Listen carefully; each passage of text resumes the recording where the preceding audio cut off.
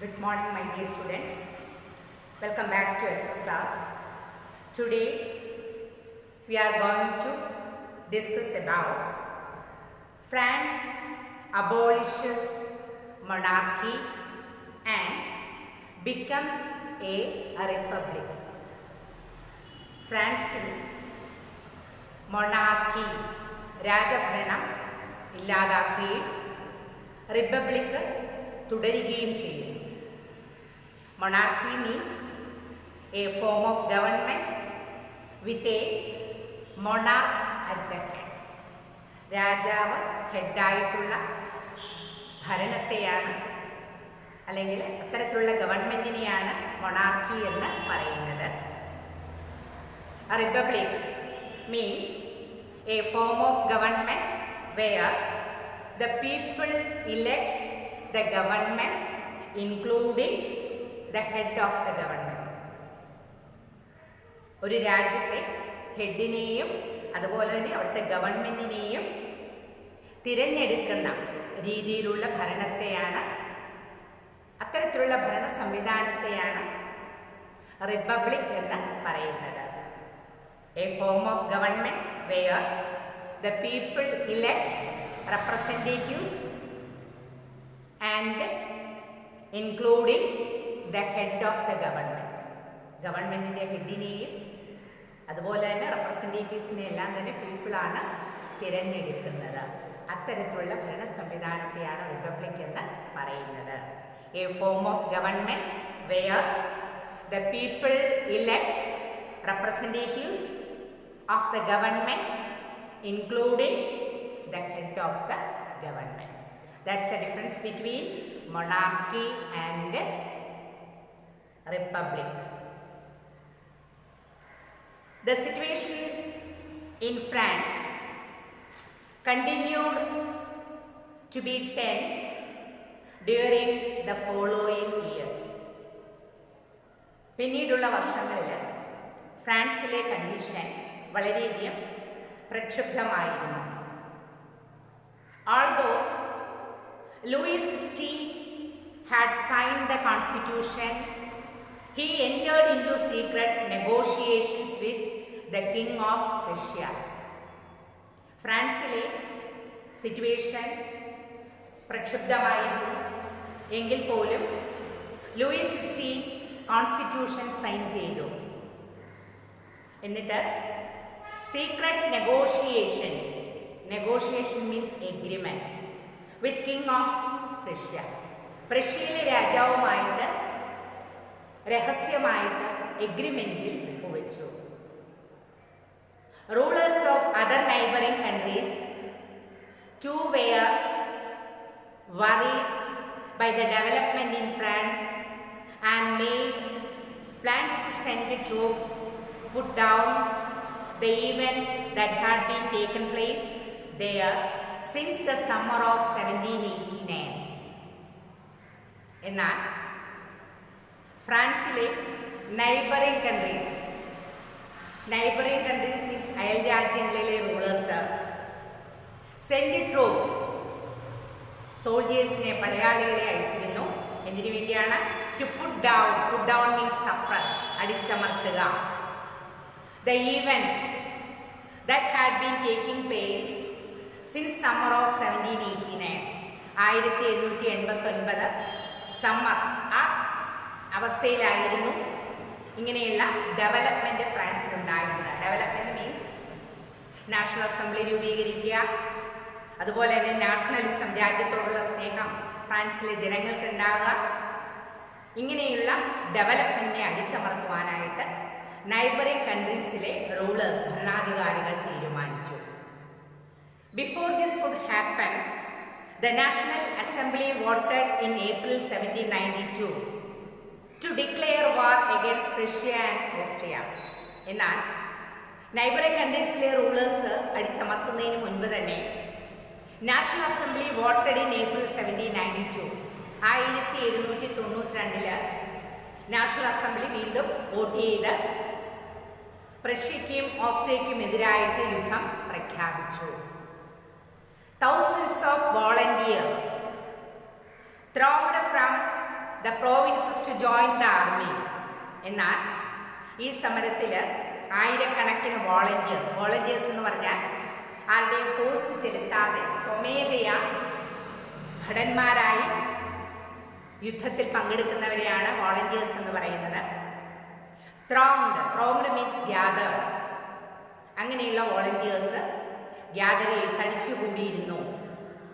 From the provinces to join the army. പല ഫ്രാൻസിലെ പ്രോവിൻസസിൽ നിന്ന് ആർമിയിൽ ചേരാനായിട്ട്, സ്വമേധയാ ആർമിയിൽ ചേരാനായിട്ട് ആൾക്കാർ എത്തിയിരുന്നു. They saw this as a war of the people against kings and aristocracies all over Europe. ഈ വോളണ്ടിയേഴ്സ് ഇത് ജനങ്ങളുടെ യുദ്ധമായിട്ട് കണ്ടിരുന്നു. യൂറോപ്പിലുള്ള എല്ലാ രാജാക്കന്മാർക്കും അതുപോലെ തന്നെ അരിസ്റ്റോക്രസീസ് എന്ന് പറഞ്ഞാൽ noble class people, higher class പീപ്പിളിനും എതിരായിട്ട് ഫ്രാൻസിലാകമാനം യുദ്ധം ജനങ്ങൾ പ്രഖ്യാപിച്ചു. Among the patriotic songs they sang was Marseillaise, composed by poet Roger D. Ayer. ആ സമയത്ത് പാട്രിയോട്ടിക് സോങ്, ദേശസ്നേഹത്തെക്കുറിച്ച് പാട്ടുകൾ പാടാൻ തുടങ്ങി. ദേ സാങ്, അവർ പാടിയത് Marseillaise. Composed by Roger D. L. Ayer, who composed Marseillaise എന്ന ഗാനം കമ്പോസ് ചെയ്തത്, നിർമ്മിച്ചിട്ടുള്ളത് റോജർ ഡി എൽ അയർ എന്ന് പറയുന്ന പോയറ്റ് ആയിരുന്നു. It was sung for the first time by the volunteers from Marseillaise. ഈ പാട്ട് ആദ്യമായിട്ട് പാടിയിരുന്നത് മാർസലീസിൽ വന്നിട്ടുള്ള വോളണ്ടിയേഴ്സ് ആയിരുന്നു. As they march into Paris, അവർ പാരീസിലേക്ക് മാർച്ച് ചെയ്തു പോയ സമയത്താണ് അവർ ഈ പാട്ട് പാടുന്നത്. And so got its name, അതുകൊണ്ടാണ് ആ ഗാനത്തിന് മാർസലീസ് എന്ന പേര് വരാൻ കാരണം. The Marseillaise is now the national anthem of France. അതിനുശേഷമാണ് മാർസലീസ് ഫ്രാൻസിൻ്റെ നാഷണൽ ആന്തമായിട്ട് മാറിയത്. Which was the national anthem of France? Marseillaise. Who composed Marseillaise? Roger D. L. Ayer. The Revolutionary Wars brought losses and economic difficulties to the people. എന്നാൽ ഈ revolutionary wars, വിപ്ലവകരമായിട്ടുള്ള യുദ്ധങ്ങളെല്ലാം തന്നെ ജനങ്ങൾക്ക് സാമ്പത്തികപരമായിട്ടുള്ള ബുദ്ധിമുട്ടുകൾ ഉണ്ടാക്കി, നഷ്ടങ്ങൾ ഉണ്ടാക്കി. While the men were away fighting at the front, ആ സമയത്ത് പുരുഷന്മാർ യുദ്ധത്തിന് മുന്നിൽ നിന്നുകൊണ്ട് പോരാടുന്നു. Women were left to cope with tasks of earning a living and looking after their families. സ്ത്രീകൾ ഏൺ ചെയ്യാൻ വേണ്ടിയിട്ട് ജോലികൾ ചെയ്യുന്നു, സമ്പാദിക്കുക. അതുപോലെ തന്നെ നിത്യവൃത്തി കഴിയുന്നതിന് വേണ്ടിയിട്ട് സ്ത്രീകളാണ് ജോലി ചെയ്യുന്നത്. അതുപോലെ തന്നെ അവരുടെ ഫാമിലീസ്, കുട്ടികളെ എല്ലാം നോക്കുന്നത് സ്ത്രീകളായിരുന്നു. Large sections of the populations were convinced that the revolution had to be carried further, as the Constitution of 1791 gave political rights only to other richer sections of the society. എന്നാൽ population ഒരു വലിയ വിഭാഗം ജനങ്ങളും വിപ്ലവം മുന്നോട്ട് കൊണ്ടുപോകാൻ തന്നെയാണ് തീരുമാനിച്ചിരുന്നത്. As the Constitution of 1791, 1791 constitution political rights നൽകിയിരുന്നത് richer sections of society, richer സെക്ഷന് മാത്രമായിരുന്നു. അതുകൊണ്ട് ലാർജ് സെക്ഷൻ ഓഫ് പീപ്പിള് ഈ യുദ്ധം മുന്നോട്ട് കൊണ്ടുപോകുവാനായിട്ട് തീരുമാനിച്ചിരുന്നു. Political clubs became an important rallying point for people who wish to discuss the government policies and plan their own forms of action. At that time, political clubs emerged in France. ആ സമയത്താണ് political ക്ലബ്ബുകൾ രൂപീകരിക്കാൻ തുടങ്ങി. For what purpose? People who wish to discuss government policies and plan their own forms action. അവർ club രൂപീകരിച്ച് ഗവൺമെൻറ്റിൻ്റെ policies എന്തൊക്കെയാണെന്ന് ചർച്ച ചെയ്തിരുന്നു. അതുപോലെ തന്നെ പുതിയ പുതിയ തീരുമാനങ്ങൾ അല്ലെങ്കിൽ പുതിയ പുതിയ കാര്യങ്ങൾ എന്താണ് ചെയ്യേണ്ടതെന്ന് ക്ലബ്ബ് രൂപീകരിച്ചാണ് അവർ നടത്തിക്കൊണ്ടു പോന്നിരുന്നത്. The most successful of these club was Jacobin. Important ക്ലബിൻ്റെ പേരാണ് Jacobin club, which got its name from former convent of Saint Jacob in Paris.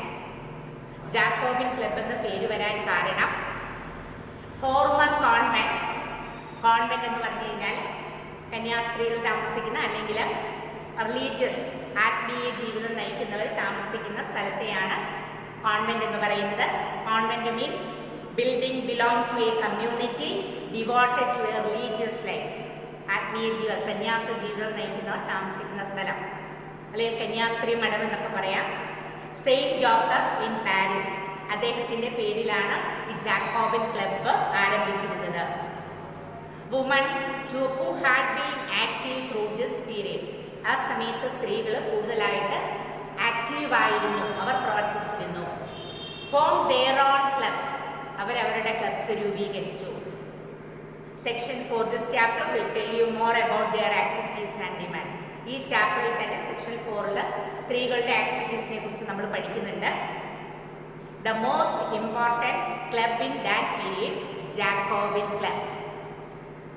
The members of the Jacobin Club belong mainly to the less prosperous section of society.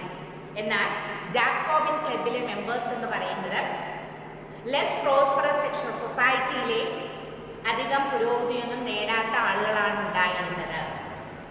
They included small shopkeepers, artisans such as shoemakers, pastry cooks, watchmakers, printers, as well as servants and daily wage workers who were the members of Jacobin club. They included shopkeepers, കച്ചവടക്കാരുണ്ടായിരുന്നു. Artisans, കൈത്തൊഴിൽ ചെയ്യുന്നവരുണ്ടായിരുന്നു. കൈത്തൊഴിൽ എന്ന് പറഞ്ഞാൽ shoemaker, shoe ഉണ്ടാക്കുന്നവർ, pastry bakery സാധനങ്ങൾ ഉണ്ടാക്കുന്നവർ, watch makers, watch ഉണ്ടാക്കുന്നവർ, പ്രിന്റേഴ്സ്, അച്ചടിക്കുന്നവർ, സർവൻസ്, ഡെയിലി വേജ് വർക്കേഴ്സ്, ദിവസക്കൂലിയിൽ ജോലി ചെയ്യുന്ന ആൾക്കാർ. Who were the members of Jacobin club?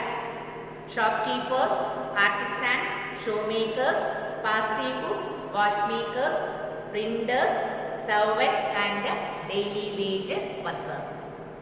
Their leader was Maxime Robespierre.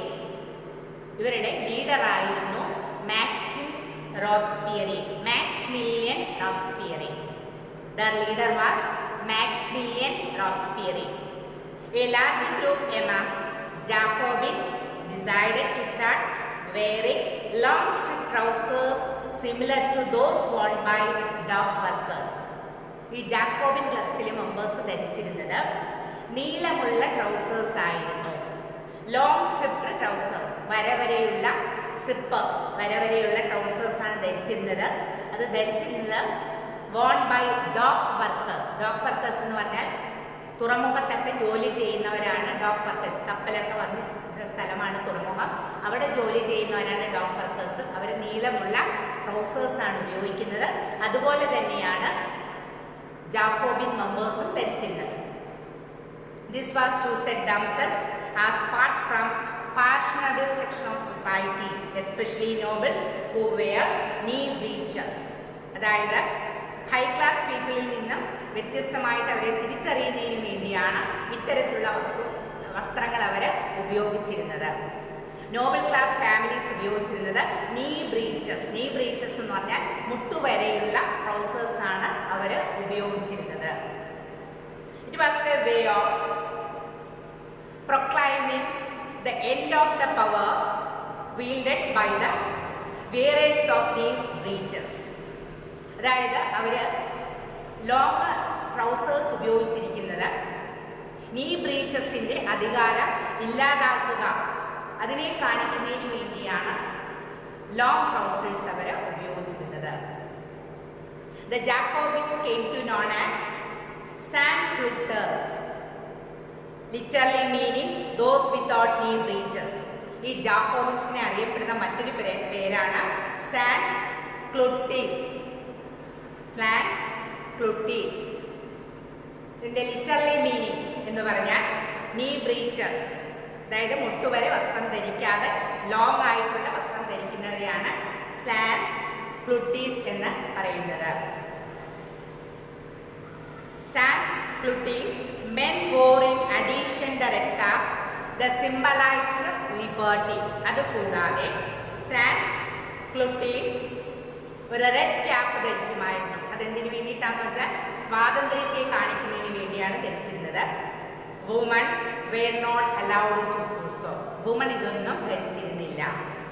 In the summer 1792 the Jacobins planted an insurrection of a large number of partisans who were angered by short supplies and high prices of food.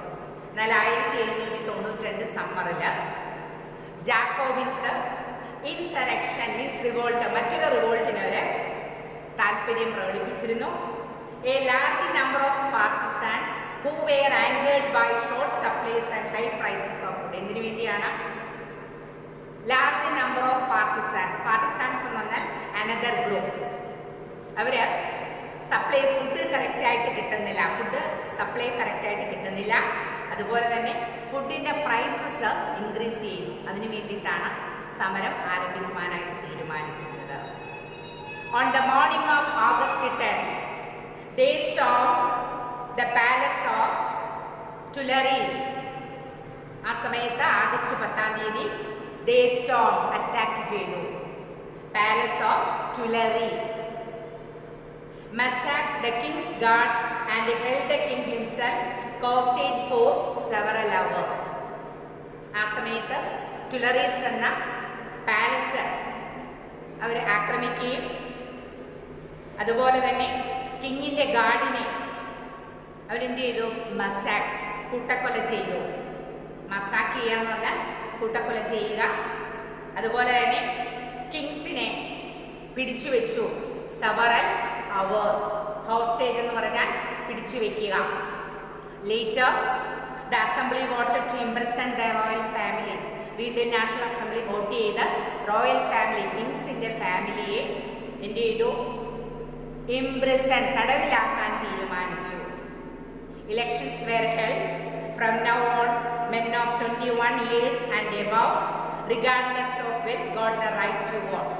പിന്നെയും election നടക്കുകയും 21 വയസ്സിന് മുകളിലുള്ള എല്ലാവർക്കും വോട്ടവകാശം ലഭിക്കുകയും ചെയ്തിരുന്നു. The newly elected assembly was called convention. അങ്ങനെ പുതിയ അസംബ്ലി രൂപീകരിക്കുകയും അതിൻ്റെ പേരാണ് convention. On 21st September 1792 it abolished monarchy and declared France a republic. അങ്ങനെയാണ് 21st September 1792 abolished monarchy. മൊണാർക്കിയെ അബോളിഷ് ചെയ്തു. അബോളിഷ് ചെയ്യുക, സ്റ്റോപ്പ് ചെയ്യുക, നിർത്തലാക്കുക. France republic. അങ്ങനെയാണ് ഫ്രാൻസ് റിപ്പബ്ലിക് ആയിട്ട് മാറുന്നത്. A republic is a form of government where the people elect the government including the head of the government. Republic എന്ന് പറഞ്ഞാൽ is a form of government in which people elect their representatives and including the head of the government. There is no hereditary monarchy. അവിടെ പിന്നീട് monarchy, രാജഭരണം, പരമ്പരാഗതമായിട്ടുള്ള രാജഭരണം ഉണ്ടായിരുന്നില്ല. You can try and find out some other countries that are republics and investigate. Louis XVI was sentenced to death. അവസാനം Luis 16 വധശിക്ഷയ്ക്ക് വിധിച്ചു. by a court on the charge of treason. രാജ്യത്തിന് എതിരായിട്ട് കുറ്റം ചെയ്തു എന്ന കാര്യം. ട്രീസൺ എന്ന് പറഞ്ഞാൽ betrayal of one's country's government. ഒരു രാജ്യത്തിൻ്റെ ഗവൺമെന്റിന് എതിരായി പ്രവർത്തിച്ചു എന്ന കാരണത്താൽ ലൂയിസ് 16 വധശിക്ഷയ്ക്ക് വിധിച്ചു. സെന്റൻസ് ടു ഡെത്ത് എന്ന് പറഞ്ഞാൽ വധശിക്ഷ. On 21st January 1793 he was executed publicly at the place de la Concorde. 21 January 1793 അദ്ദേഹത്തെ നാടുകടത്തുകയുണ്ടായി. ഇങ്ങോട്ടാണ് നാടുകടത്തിയത്? ഡി ലാ കോൺഗേഡ് എന്ന് പറയുന്ന സ്ഥലത്തേക്ക് നാടുകടത്തിയതിനു ശേഷമാണ് അദ്ദേഹത്തെ കൊല്ലുന്നത്. അദ്ദേഹത്തെ കൊന്നത് ഗില്ലറ്റിൻ ഉപയോഗിച്ചുകൊണ്ടാണ്. അതായത് കഴുത്ത് മുറിച്ച് കളയുകയാണ് ചെയ്തത്. ഷാർപ്പായിട്ടുള്ള ഒബ്ജക്റ്റ് ഉപയോഗിച്ചുകൊണ്ട് കഴുത്ത് വെട്ടിക്കളഞ്ഞാണ് അദ്ദേഹത്തെ കൊലപ്പെടുത്തുന്നത്. The Queen Mary Antoinette met with the same fate shortly later. അദ്ദേഹത്തിന്റെ ഭാര്യയ്ക്കും ഇതേ അനുഭവം തന്നെയാണ് ഉണ്ടായിരുന്നത്. In this topic, we discussed about France abolishes monarchy and become a republic. I hope you understood this concept. Read the text well, study nicely. Thank you, children. Thank you so much.